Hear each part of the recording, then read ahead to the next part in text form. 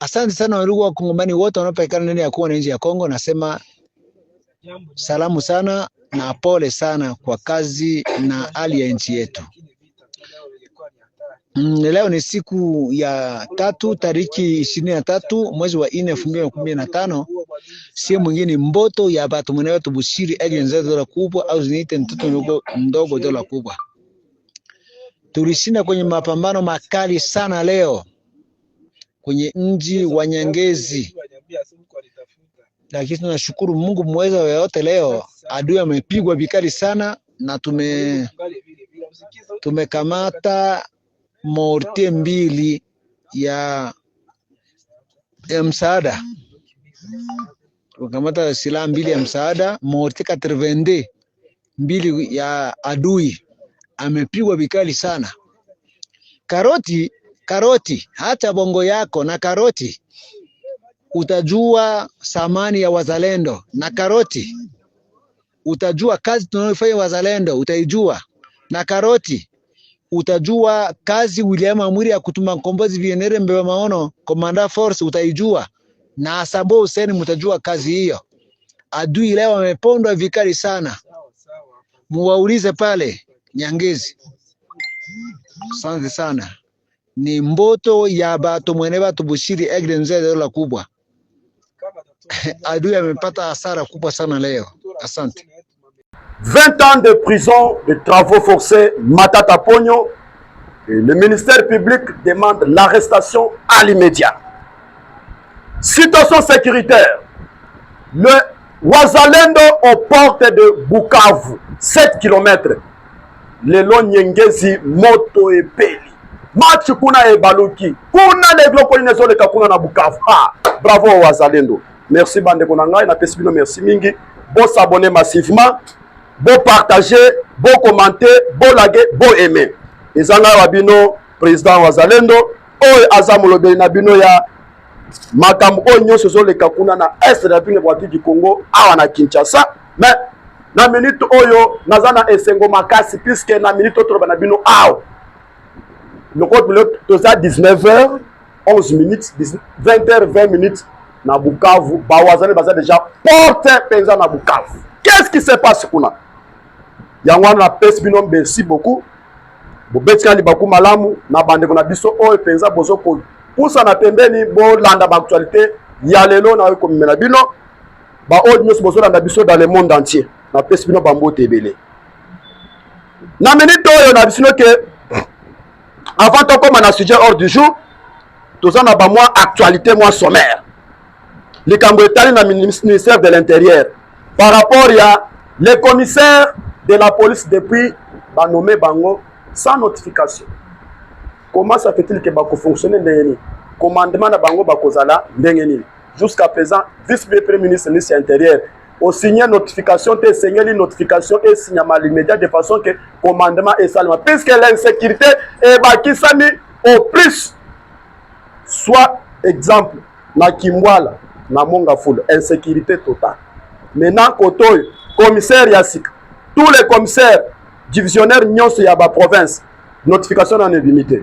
Maintenant, aux autres conditions et zandengeni. Deuxième chose, gouverneur ya ville province ya Kinshasa, assainissement, kinezo bonga, batete bangwana, impayé, baza bakosumi na 2 semaines, baza impayé, bamusu baza 3 mois, impayé. Finalement, bozo kende wapi? Na minute na biso ke tokosola na bino lelo nazala ba sujet moko ya kitoko. Sujet moko ya kitoko par rapport ndenge les enjeux de l'air. Ezoko kende de façon que na minute oyo Mukwantombolo aza toujours déterminé. Détermination na ye ezeme make na minute oyo esengeli que il faut tokende plus vite rapide de façon que mona moya ko contrôler mboka na biso. Eloko ya liboso tokosolola likambo ya les États-Unis d'Amérique babimisi décret avec une somme de 1 milliard. Il y a qu'à construire ambassade les États-Unis d'Amérique et qu'aux la agence internationale constituée plusieurs de services de renseignement ici à Kinshasa.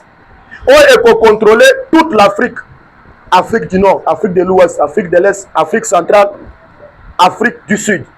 Et que ça là, on a RDC. Donc, selon diplomatie, gouvernement congolais, gouvernement américain, bah yokani, bah trouver solution que Sengeli na minute la RDC na mikolo koya akobanda ko contrôler tout administration nyonso à niveau de sécurité et akobanda ko service central et vous allez out. Donc moi je suis à côté de la président Félix Manyoko Namai et vous allez aller. Donc solo là. Situation sécuritaire. Qu'est-ce qui se passe à l'est de la RDC? Togo solo, Togo betama solo out. Justice. Togo solo maintenant le plan Oyo Baligiba renversé pouvoir du président Félix. Le loyo, il y avait 40 officiers militaires Bautiko Kangabango dans un hôtel. Il y a garde républicain. Bazoko filmé. Bazoko filmé. Bazolo Baké, c'est la fin. Il y a président Félix au pouvoir. Alors, Yango wana tokopé c'est nos plans. Le plan pour renverser président Félix est diversifié au moment où la crise sécuritaire à l'est. Donc, on va préparer coup d'État. Coup d'État. D'ailleurs, dans Lubumbashi, on avait arrêté plus de 8 personnes avant Bakoma na aéroport ya Luanda. Grâce au FARDC, Bakangi Bango Nyonso. Maintenant, les loyaux, Bakangi plus de 40 officiers. Baza ba JR. Et puis, tu as cité na Bazalaki wan. Baza maintenant au jugement à l'immédiat. Si c'est pourquoi que sécurité ya Mukondia Mboka. Ceux qui va saisir Moutou Oyo Asali, le pôle à Likopa Moko ya pour ça les mabé à l'immédiat, il faut arrêter. Balamoko a passé dans le jugement. Photo sur la solo. Donc, on est sous le niveau politique. Le lot matinée politique, il y a Jean-Marc Kaboun. Le lot a commis opposant, a commis critiquer le président Félix. Oh, président Félix, Nyamikolo a commis un hasard impopulaire par rapport dictateur, tribaliste, séparatiste. Ah, vraiment, Sonia.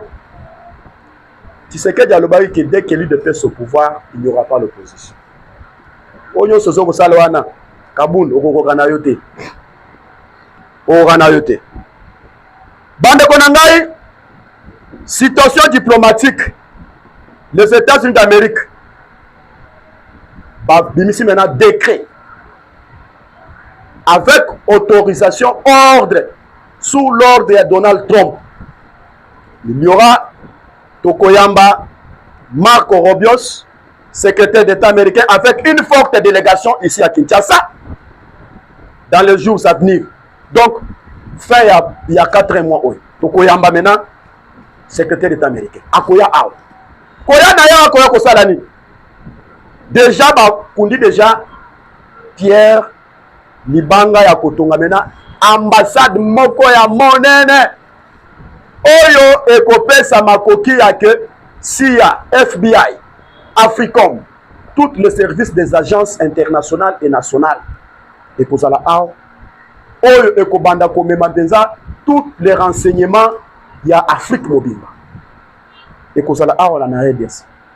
Donc RDC a causé la miroir pour l'Afrique. Si c'est pourquoi, moi si madame, en 2020. Au période au moment où le président Félix était au Vatican, tant que Bakutana qui n'a pas Vatican qui quitte le président Avandi, bateau Bazali Pembeni Bagangi, pourquoi vous avez laissé la chaise, trône, oh le président Moutoki Kovandate, vous avez laissé un nègre à Vandi. Papa Ebisi Batouana ke Bino Bozo Monate, Mengana Zomona Oyezena Katia Moutoy. Qui est cet homme? Il est l'aigle. Pas l'aigle de son pays, l'aigle d'Afrique et l'aigle du monde entier. Le loyo, prophétie ya Kimbangu ya Nwoke Kusami, mutu moyinda kokoma mundele, mutu mundele kokoma moyinda. lelo ba mindele ba signer ba ya kotia ambassade na bango awa tokozala na bango elongo moko to banda ko travailler de façon to banda ko contrôler ba mboka nyonso, que ce soit Afrique du Nord, Afrique du Sud, Afrique de l'Ouest, Afrique de l'Est, Afrique centrale, nyonso to ko banda contrôler en matière de sécurité. Yango wana nde ko pesa ke ba o nyonso to ba dongolo miso to koyeba bango ke RDC o banza ko tiela bango manyoko na mai to banda contrôler bango. Kagame to ko contrôler na yeti na sima na wese na ye. Museveni to ko contrôler ti na chambre na ye ti na esika wa sokola la mai to ko contrôler ye. Yango wana na minute oyo les États-Unis d'Amérique sont déclarés. À part ça, présence de leurs troupes Blackwater, baza déjà out. Baza déjà out. Avec leurs munitions, leur type de drone, il y a marque le marque, baza déjà out. De façon, les bamons de moyens à contraquer maintenant le M23 avec le RD, puisque Baboy quoi appliquer l'application à résolution 2773, il y a Conseil de sécurité des Nations Unies. Baboy quoi appliquer. Il y a un bazu maintenant application à Bango qui est singulier frappe, puisque Rwandais, Azrakana Lukuta, Morobo et Amakas. Rwandais, ce qui a le but que oui, nous avons décidé pour qu'on a cessé les faits. Oui. Est-ce que Badimi Ango, Rwandais anti-Marabongote? Rwandais Azraka Pesa Moutumoro Adimagana dans le sens contraire. Dans le sens contraire, c'est quoi? Ce qui a le but que Moutou Oyazata Tanangai, Moutou Azande Gonangai, Oyebaki Moutou Anajaba Bazaba Tunaeti. Ce qui Rwanda le but que oui, Nandimi cessé les faits. À cause si, raison pour laquelle aujourd'hui, les Wazalènes vont faire la porte, il y a Bukavu. Qu'est-ce qui se passe là? Est-ce que Bato Balongwa qui n'a walikan? Est-ce que Bakeye Sika Balobaki? Bakeye Kokuta Belen Ambiska Dukuna? Bagomi Bangwe Bele? Yango wana na mitoyo, le FARDC et Wazalendo, ils ont déjà pris maintenant la décision de frapper maintenant frappe. Avant maintenant frapper seulement, et c'est que Bato maintenant Bakoya, Bakokuta la maison, Bawazal maintenant Batem déjà Kuna Pesa, Batelemi que de façon que on fasse mon Yamakas. Si c'est pourquoi on a mis Toyo, Kobanda Ouvira, Transon Nyengezi, jusqu'à présent, le voisin va déjà en porte. Yangwana, le monde des Américains, ils ont pris maintenant une grande décision d'envoyer leurs troupes ici en RDC. Si c'est pourquoi, tant que Baïbisa qui Karame, Longola Batunayo, Namalem, Longola M23, ce qui va boire Kolongwa, il y aura maintenant les frappes. Maintenant, les lots, comme on a maintenant la Belgique, qui sont pris aussi la décision. Ha, Belgique. Alandeliti na ba école na Rwanda. Alande na ba école na Uganda. D'ailleurs, le loyo ministre des Affaires étrangères belge azana Uganda pour être à mon moyen ko longole maintenant rupture diplomatique relation rupture diplomatique avec Uganda na Belgique. De façon que le bamuni que Uganda na Rwanda banda ko tshemso manyoko na mai. Yango de les Américains, ils ont pris des décisions de sanctionner leur ambassade. Il y avait plus de vingtaine pays d'Afrique. Na mikolo koya pour passer bakene na États-Unis et sengeli bakoya ko passer na Congo ba bimse bango ba visa. Uganda et tout consort, ils sont dans les listes là. Pour passer à l'Amérique et sengeli okende pas la RDC ba bimse visa. Et qu'on ça pensa trop dire na mikolo koya. Puisque les États-Unis d'Amérique, ils ont pris maintenant une grande décision. Il y a un de moins basu maintenant de RDC à main. De façon que maman moyen ko sécuriser biso le col maintenant ba assurer maintenant ko sécuriser biso le col ba assurer maintenant ko prendre makamu kina eza na Congo yangwana ils ont pris toutes les décisions. D'ailleurs dans mikolo koya il y aura l'investissement ya ba américain ba koya pour na investigation ya investissement ya ba makamu infrastructure sur les routes ba route ferroviaire ba biluto ko ko belé les américains ils ont décaissé 30 milliards de dollars. Donc, Bakoya n'a pas un investissement. Bakoya n'a pas un investissement pour l'exploitation de minerais stratégiques. C'est-à-dire que dans la minute où Bande Konangai et Sengeto Sepelake, président Félix a côté de histoire dans notre pays. Situation sécuritaire. Dans la minute où Bande Konangai, qu'est-ce qui se passe au sud Kivu?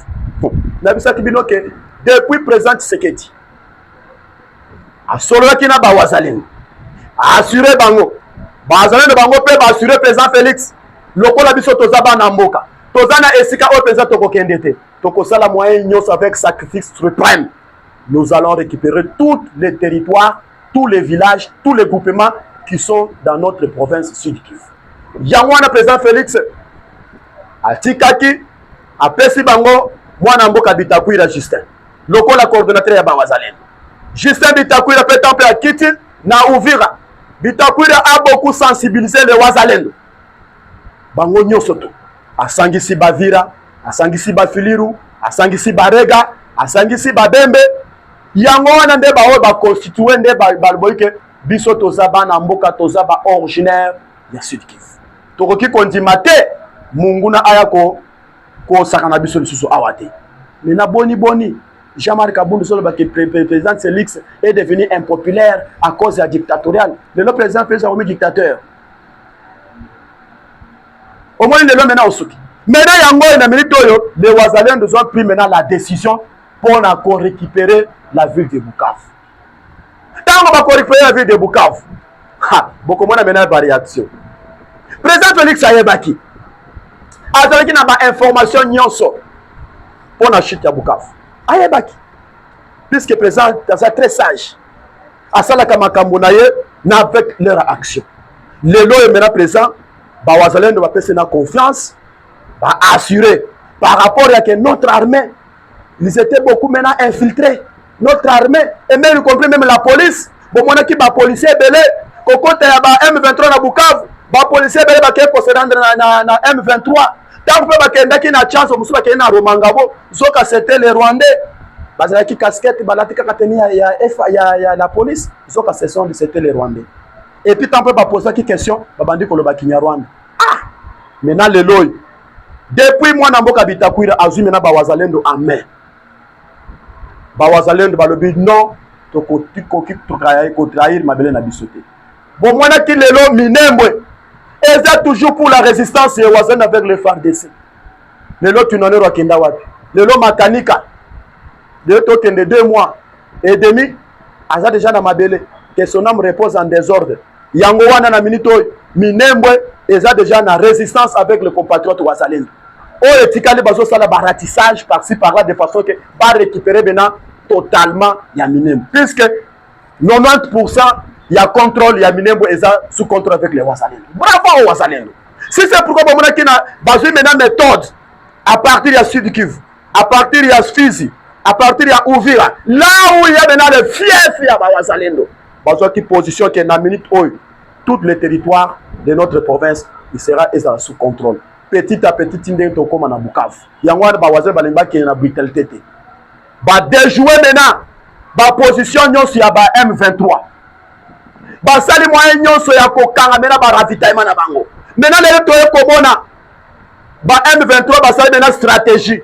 Ba bandi ko lata maintenant ba tenir ya FARDC de façon que ba échapper na ba Wazalendo. Ba Wazalendo peut ba ça peut très vigilant. Si c'est pourquoi il y avait l'arrestation de plusieurs M23 ba l'attaque qui tenir à FARDC. Et puis il y avait plusieurs neutralisations au présent de neutralisation au niveau ya Uvira.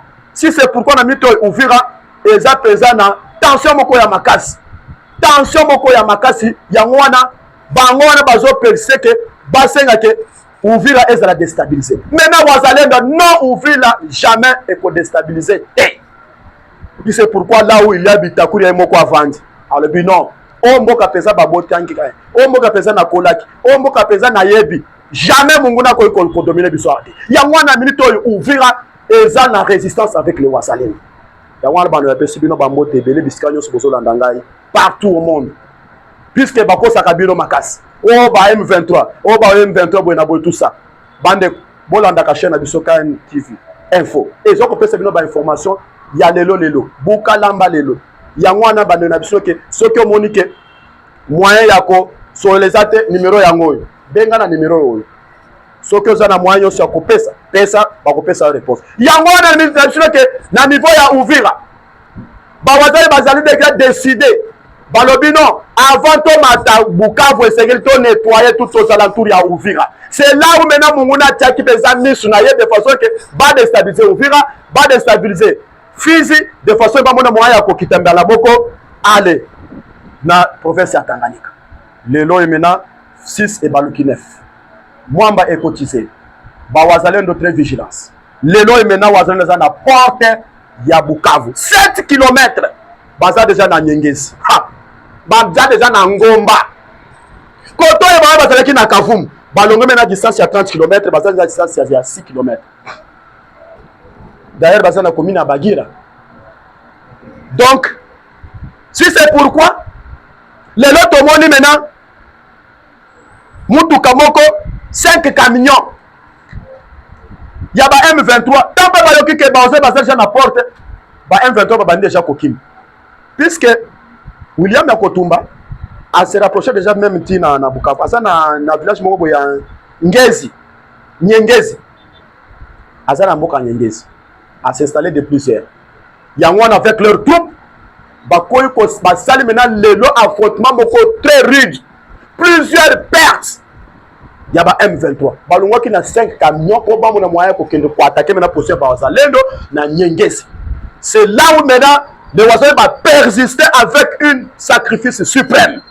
Bango nyonso F neutralisé moyen ya ko avancer za la quitter yango maintenant les wazalendo ba lobi que à bientôt nous serons maintenant à Bukavu et akoya et ya qui vivra verra bawe bakokufa bakotia bakotika tokoki kondima te.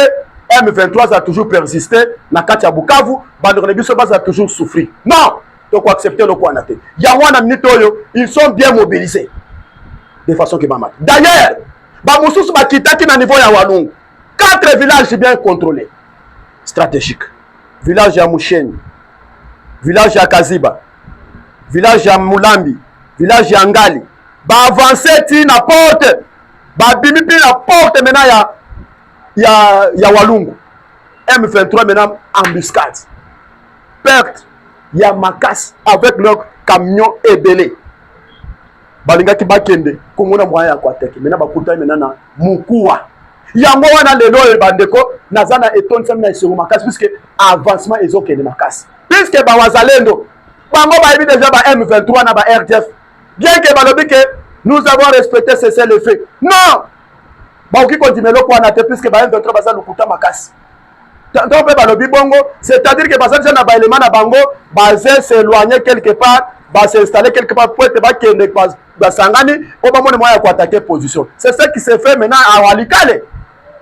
Tant que les Américains ont déjà que le RDF M23 Trintomo na ba on Walikale va se retirer, ba moni que va se retirer, ba ke inde na quelques villages moko boy ba vandi ba la moko ba komi ba préparer plus de 150 ba moko ba moni pour attaquer position ya ba FRDC na M23 na wazalendo. Alors ba yeko kuta maintenant na embuscade ba kufi ebele ba mususu ba palanga na zamba oso balanga na zamba ba oye ba tikali wana ba lebite tokokokate bake inde makele o to kende na Bunagana. Est-ce que bake na Bunagana? D'ailleurs na Bunagana boko mandenge nini puisque na Kitagoma il y a déjà une barrière où présent bazali basa boko tawa ba kende chance. C'est là où il y a quartier général là-bas.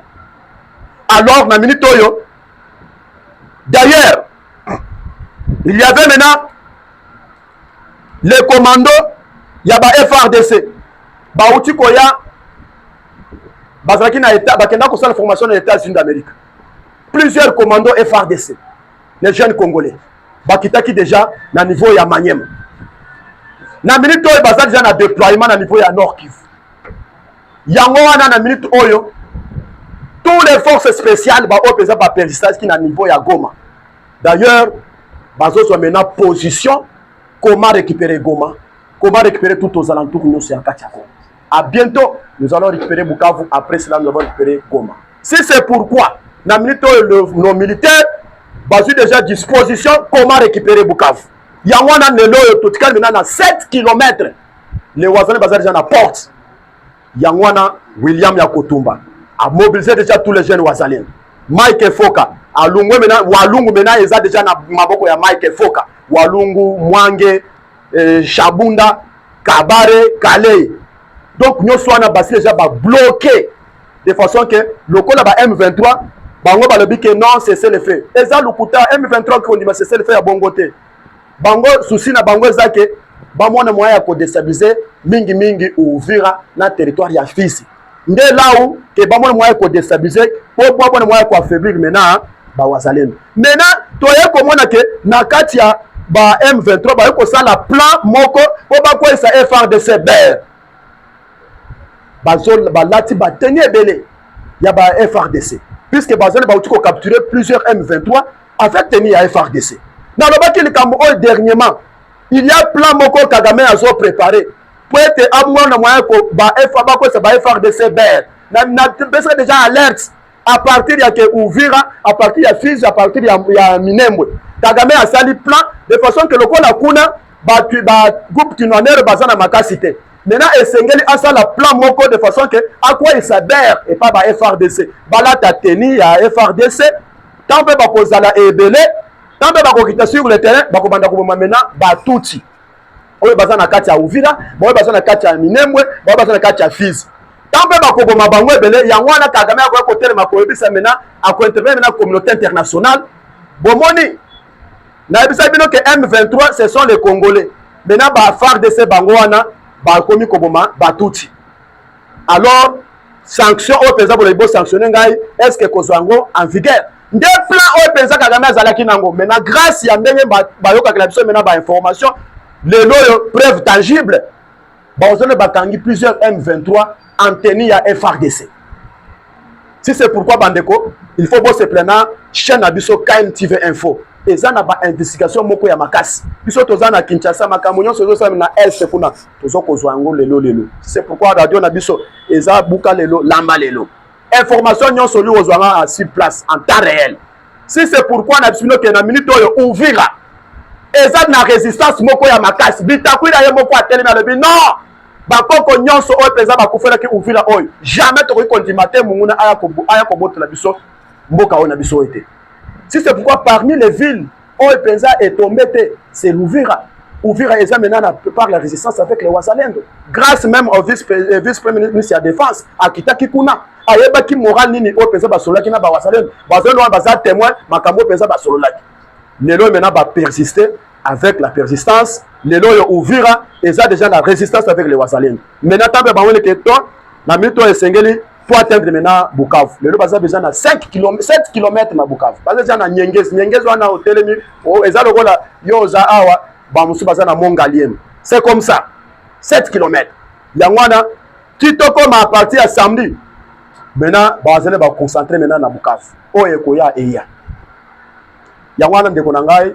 Et Sengelo s'abonner massivement, partager, commenter, laguer. Yangwana ceux qui ont commenté et puis ça rappelle moi ma foot à moi bien. Si c'est pourquoi on a besoin qu'il y a minute oyo ba Ougandais ba Lendu na niveau ya Ituri soi-disant les Codeco avec leurs représentants na minute oyo baza na Ouganda. Lubo yankasha mazabla gete alobaki déjà et puis après ça déjà alerte oyo ayebi ke aza Codeco oyo ayebi ke aza ADF Nalu yako déposer ba arme sans pour autant le pire arrive bango babanda ko chatembe maintenant tampe bamonaki tata skoy tata drone na kati ya zamb bango nyonso na minute oyo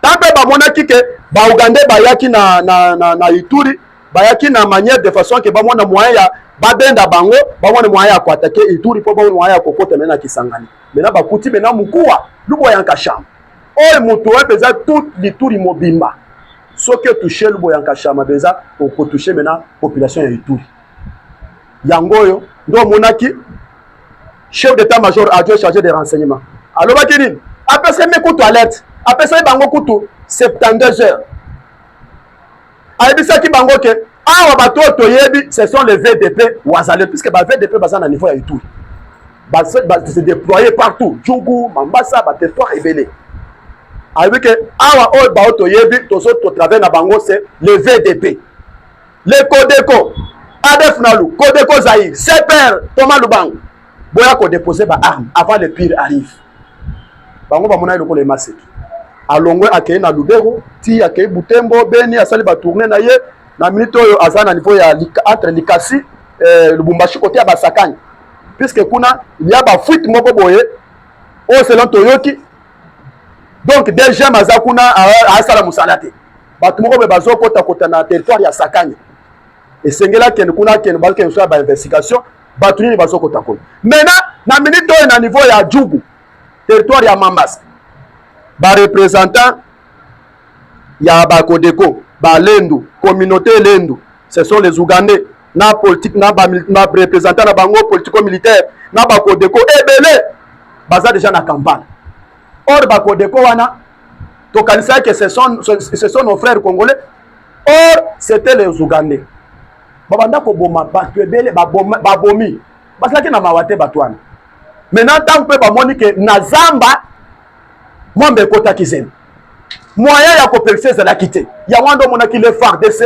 a pour sachet bango na ndenge bango bakufaki bango batalite non a pese ko simbate et sengeli biso nyonso to longwa awa maintenant le loyo ba libérer tant que ba monaki ba Uganda ba longwe na Ituri ba moni a pese ko simbate match pesa a pese ba luki moyen ya to continuer le souhaiter le loyo ba twana ba se retrouver kuna ya wando mo na minute oyo etikali ba M23 lokola ba M23 lo balobi que non to dimi cesser le fait wazalendo pe yepe animal loko andate et ce que FARDC demande yo cesser le fait maintenant biso to ko continuer de façon de to de jouer toutes les positions yo sur ba M23 ya wando mo na minute oyo ba M23 balinga ki ba de jouer balobi to dimi cesser le fait maintenant ba moni présence na bango na prétoire ya Lungu ebele plus de 5 camions ba mo musu ba kangi bango na Uvira balati teni ya FARDC zoka ce sont les M23 balinga ba échapper yango wana bandeko na ngai bo se plaka na chaîne na biso oyo kutuko pesa bino ba actualité to solaki makamu na biso a ebele to lobaki makamu ya ba ndenge les États-Unis d'Amérique ba misi décret na bango ya ko tonga ambassade ya makasi oyo penza ekozala mena na centre ya ba institution nyonso ya ba service de renseignement ekozala na RDC problème ya 40 militaires officiers militaires oyo penza ba salaki penza ba salaki plan comment pour neutraliser président Félix yango yo bomoni avant to comme na dossier wana na Lubumbashi ba otiko capturer plus de 8 personnes avant ba comme na aéroport ya Luano bakanga ki plusieurs mercenaires bakenda ki de façon que ba mona moya ko abattre président Félix grâce ya bande ko na biso ba wewa o président bakenda ki basala ki investigation ba moni batuna kati ya Zamba balandeli ba JR balandeli bakanga ki batwana baza osare maintenant les loyo en a Kinshasa basa sous plan comment renverser président Tshisekedi maintenant grâce au service et à renseignement batwana baza plus de 40 officiers parmi 40 officiers wana na moni kombo ya un officier moko général Liengele de la garde républicaine et porte-parole du groupe colonel Mesmen balobi ont été arrêtés et sont présentement jugés à la prison de Ndolo. Donc, de bazalaki na clique na bango na bazalaki 40. Bango balobi comment renverser pouvoir du président Félix. Et puis bazoye bandembo o et comme président Mokolo Asuka pour na président Félix. Donc bazalaki déjà na assurance. Donc ba M23 auto banda ko bazalaki de bazalaki na Kinshasa awa pour ba mo ko renverser pouvoir du président Félix. Bandem, na sino que ndenge bozaboye depuis président Tshisekedi atikaki mboka wana maboko ya Nzambe. Tshisekedi atikiki tinaye atikeli Nzambe. Ayebise ke Nzambe yako kamba mboka oyo. Yango wana ndo moni ba plan nyonso peza bazoko sala ezoko se renverser. Yango wana bandeko na ngai na silisi na pesi bino ba merci beaucoup. Bo s'abonner massivement, bo partager, je dis et vrai merci.